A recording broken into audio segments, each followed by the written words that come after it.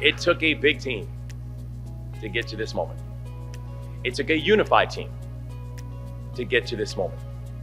And this moment is a really big deal.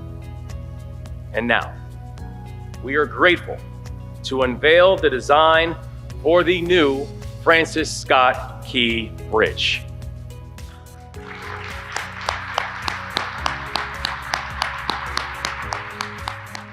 Well, the new bridge is going to be a memorial structure. It's going to invoke some of the past features of the bridge, but more importantly, it's going to serve as a wonderful gateway to the city of Baltimore. It's going to reflect the values of the city, and it's also going to connect community and restore commerce. Pre-construction is already underway on both land and water, with demolition set to begin this spring.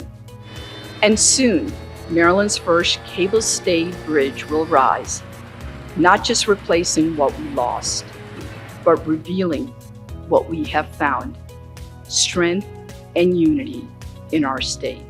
The public will have the opportunity through an open public comment period to weigh in on features like the lighting, certain lighting packages. There'll be the color of the structural steel over the water.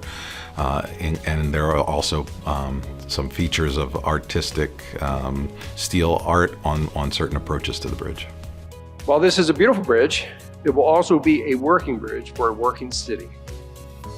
I look forward to putting Baltimore's mark on this bridge by working with the communities on aesthetic designs such as lighting, steel girder color, and planned artwork for the bridge.